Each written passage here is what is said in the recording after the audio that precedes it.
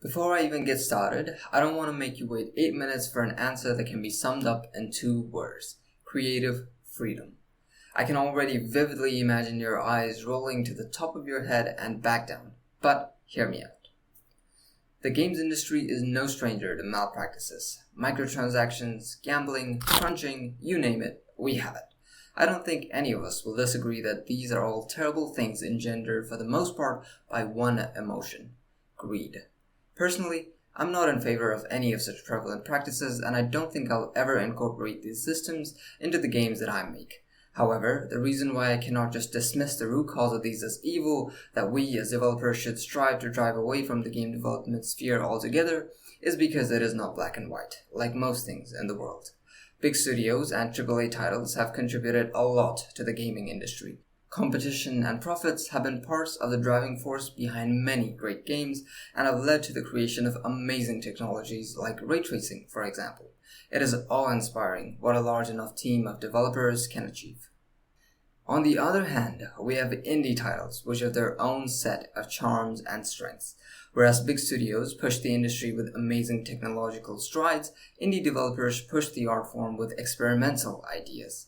This is possible because large studios by nature cannot afford to take risks on experimental designs because there's tons of money at stake. As a result, they are forced to make games that appeal to a large common denominator in order to be able to make profits. Additionally, their games have to be long or highly replayable in order to keep players engaged for as long as possible. It's funny to me that some games go as far as to advertise playtime, as if that says anything about the quality of a game. Why don't I just shut up and show you what I mean? The following is a full-length gameplay of a gem called We the Giants, made by the developer Peter Grinoweg in 2009.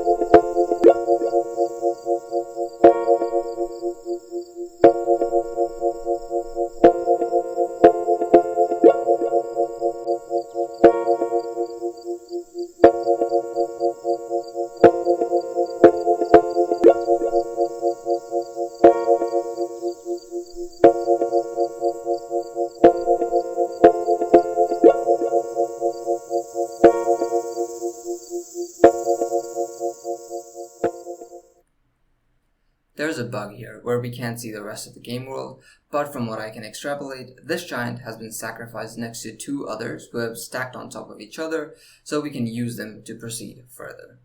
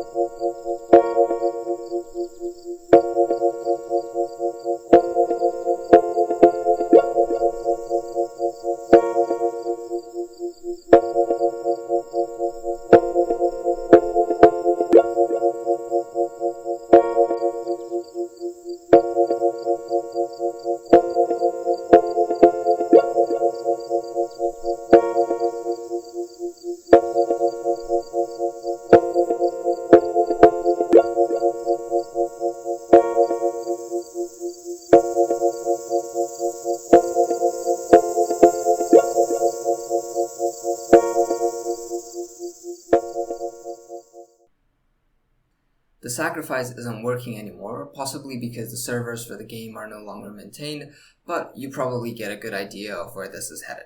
The bugs could also be due to the fact that this is a Flash game being emulated by Ruffle, since Flash is no longer supported. This was in fact an MMO game, and as we can see from some of the screenshots, this is what people had achieved within the game back in the day. You can't play this game again once you've sacrificed yourself.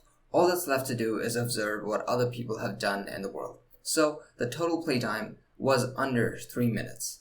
I think this speaks volumes about the potential of indie games and the art form of games as a whole. This game was introduced to me by the book Rise of the Video Game Zinesters by Anna Anthropy, which is essentially all about reclaiming the art form from the industry and making game development more accessible to everyone. If you're interested in learning more about the multitude of strengths of indie development, I highly recommend checking it out. So, with some of the strengths of both indie and large-scale development outlined, why do I want to become an indie developer? The answer, as I had alluded to before, is creative autonomy. I would want to work on my own ideas rather than becoming an instrument to the materialization of someone else's vision. Sure, there is much room for creativity in the implementation of an idea that is of someone else's designs. You can come up with clever and creative algorithms to implement a certain game mechanic or write a certain shader. But to me, one of the greatest joys of game development is seeing the world that I imagined, my idea, something so vague as a pattern of activation and deactivation of neurons, come to life in the form of a pattern of activation and deactivation of bits on a computer, rendering pixels on a screen. And this pleasure would be taken away from me in the industry. To work in the games industry, one is advised, as I have been in the past, to specialize a certain aspect of the development process so that one can fit into the larger machine. However, I am fascinated by the art form as a whole, not any particular part of it. By stating my opinions so blatantly, I risk unintentionally conveying that I am unwilling to work towards the fulfillment of anyone else's ideas, and that the only ideas that are worth working on for me are mine, and that is completely false. There are many projects in the world that I think are really worth supporting and that I would be delighted to contribute to one day. Linux, Godot, TF2, to name a few. What an absolute dreamer I am, aren't I? Thinking I can make a living making my own games and contributing to open source, as if there's something special about me.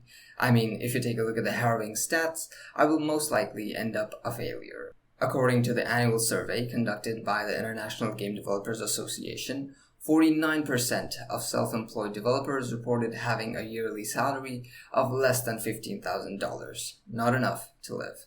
So, it doesn't matter that I've publicly expressed my preference for indie development. Statistically, I will end up working at some game company as well if I am to survive. But if only statistics were enough to stop a human from dreaming. What I wish to create is more than games. I wish to create a community and to be able to provide value to that community. This is what my active effort with this YouTube channel is, and this is what I hope will become sustainable someday, but not through things that I do not endorse, not through microtransactions nor ads. That is the freedom that I am fighting for. It'll be interesting to see where this leads me. That's all I have for today. There is no quotation either, because I'm sure you've seen enough of those in the gameplay. This has been Cupid. I'll see you in the next one.